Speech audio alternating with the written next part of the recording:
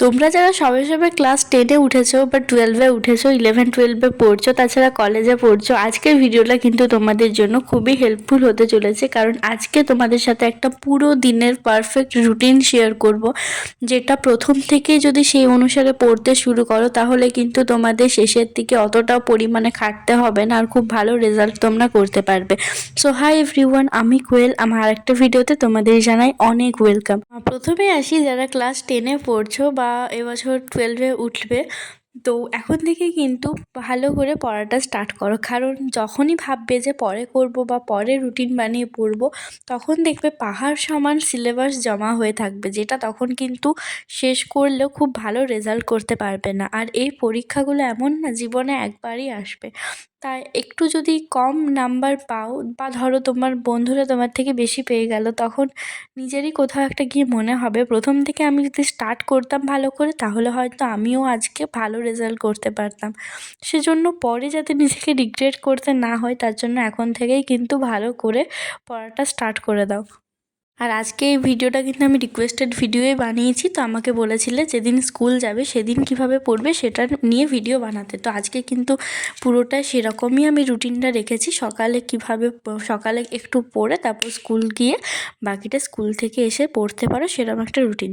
তো যারা কিন্তু এবছর মাধ্যমিক মানে নতুন 10-এ উঠেছো, তো এখন থেকে কিন্তু স্কুল খুব একটা বেশি না গেলে আমার ভালো মনে হয়। কারণ যতটা টাইম নিজে পড়তে পারবে, নিজে পড়ার জন্য টাইমটাও রাখা দরকার। সেজন্য সপ্তাহে 1 দিন বা 2 দিন স্কুল গেলেও মনে হয় ঠিকই আছে। এরপর যদি কোনো স্কুল অ্যাটেন্ডেন্সে সেরকম চাপ থাকে, বাট কোনো স্কুলেই সেরম বেশি থাকে না আমি যতটা জানি, সেজন্যই বললাম।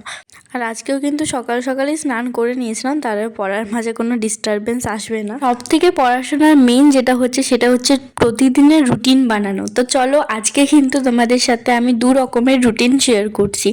একটা হচ্ছে যদি তোমরা ডেইলি কি পড়বো সেটা যদি ঘুম থেকে ওঠার পর ডিসাইড করো কি পড়বো সেটা কিভাবে লিখবে, আর একটা হচ্ছে পুরো বছরের বা পুরো মাসের একটা রুটিন একবারে লিখে সেটা কোথাও টাঙিয়ে রাখতে পারো বা খাতাতেও রাখতে পারো।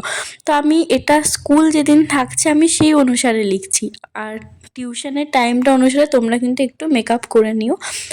আমি মূলত আজকে স্কুলেরটাই রাখছি, অন্য একদিন তখন ফুল ডেটটা দেবো। তো দেখো, প্রথমে বললাম উঠার চেষ্টা করো 6টার দিকে, 5:30টার দিকে উঠলে তো আরোই ভালো হয়। যত তাড়াতাড়ি দিনে শুরু করতে পারবে ততই কিন্তু পড়াশোনার টাইমটাও পাওয়া যাবে। আর যদি রাত্রে জাগতে পারো তাহলে কিন্তু সেটা রাত 1টা 2টা 3টা পর্যন্ত মেকআপ করতে হবে। তো ফার্স্টে আমি নজরের একটা সাবজেক্ট রেখেছি যেমন ভূগোল। তো দেখো সেটা স্টার্ট করছো 6:30 থেকে 8:30, 2 ঘন্টা। আর তোমরা যেখানে টিউশন পড়বে সেই পড়াগুলো কিন্তু কোনো সময়তেই বাকি রেখো না। যখন যেটা করাচ্ছে সেদিনই পারলে সেটা করো, কারণ পরে জমে থাকলে কিন্তু প্রচণ্ড পরিমাণে প্রবলেম হয়ে যায়। তো দেখো 2 ঘন্টা ভূগোল পড়ার পর তারপর লিখেছিলাম অঙ্ক 8:30 থেকে 9:30। অঙ্ক যেহেতু প্র্যাকটিসের থাকে, 1 ঘন্টা ধরো তুমি অঙ্ক প্র্যাকটিস করলে, বা তোমার যদি 1 ঘন্টা কোনো হোমওয়ার্কও থাকে বা কিছু প্র্যাকটিস করার থাকে, ধরো তুমি আগের দিন কিছু মুখস্থ করেছো সেটা একটু রিভিশন দিয়ে লিখবে, সেটা তুমি করতে পারো।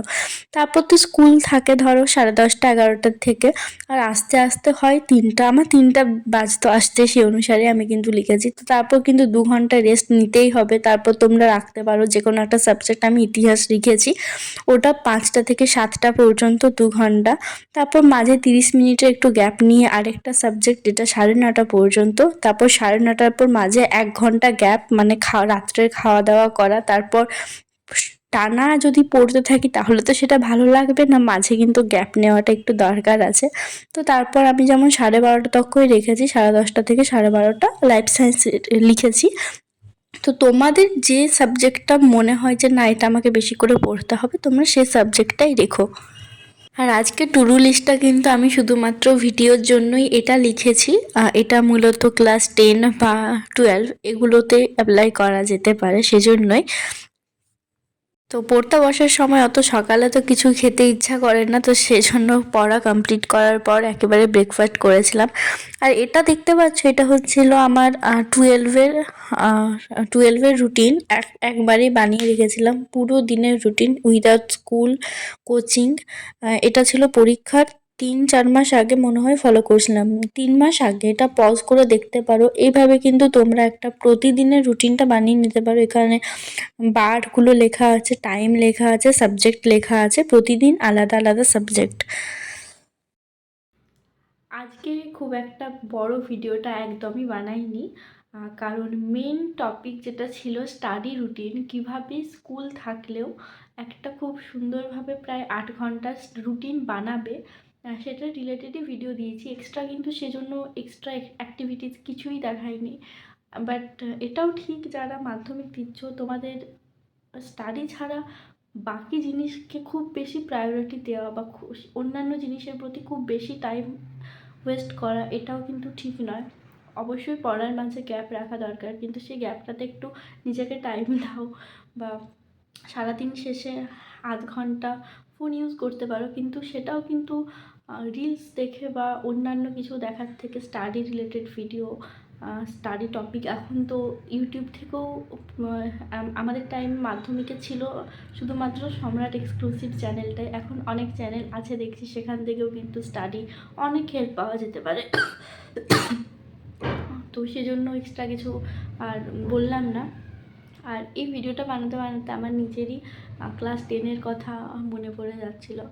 বাট যদিও সেই টাইমটা আমার জন্য খুব একটা ভালো ছিল না, বা খুব একটা ফ্রি মাইন্ডে পড়েছি, কোনো চাপ নেই, টেনশন নেই, সেরকম কিছুই ছিল না। ওই টাইমটা মানে যাকে বলে সব থেকে বেশি, যদি কোনো বছর খারাপ গেছে আজ পর্যন্ত, খারাপ মানে খারাপের থেকেও যাকে এক্সট্রিম লেভেলের বলা যায়, সেটা ছিল 9-10 এই টাইমটা। আর বলছি না, সেজন্য এখন যেমন আমি তোমাদের অ্যাডভাইস দিচ্ছি এভাবে রুটিন করে পড়া, মাথায় টেনশন ফ্রি রাখা, কিন্তু সেই টাইমে আমি নিজে অতটা টেনশন ফ্রি থাকতে পারতাম না। বাট সব কিছু শেষে পড়াটা কন্টিনিউ ছিল, পড়াটা করে যেতাম। বাট যে রেজাল্টটা করেছি, যদি একটু প্রথম থেকে টেনশন ফ্রি থাকতে পারতাম, শুধু পড়াতে মনোযোগ দিতে পারতাম, তাহলে হয়তো এর থেকে অনেক বেটার রেজাল্ট করতে পারতাম। তাই যারা ভিডিওটা দেখছো, যতই যা থাকুক, এখন থেকেই কিন্তু ভালো করে পড়াটা স্টার্ট করো। পরে করবো করে কিন্তু শেষে কিছুই হবে না। শুধু ক্লাস 10 বলে না, আসলে 10 না, তোমরা এখন একটু ছোটোই আছো বলতে গেলে, সেজন্য অতটাও বুদ্ধিটা হয়তো এখন আসে, বাট একটু মানে পরে গিয়ে মনে হয় না আগে শুরু করলে ভালো হতো। তাই এমন কাজ করো যেন পরে গিয়ে আর মনে না হয় যে আগে যদি এই রুটিনটা ফলো করতাম বা আগে যদি এইভাবে পড়তাম তাহলে ভালো হতো, পরে যেন পস্তাতে না হয়।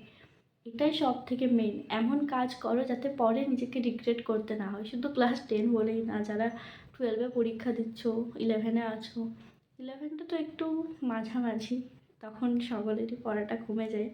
বাট এটার ফলটা কিন্তু তোমরা 12-এ গিয়ে পাবে, সেজন্য 11টাকেও খুব একটা হালকাভাবে নিও না।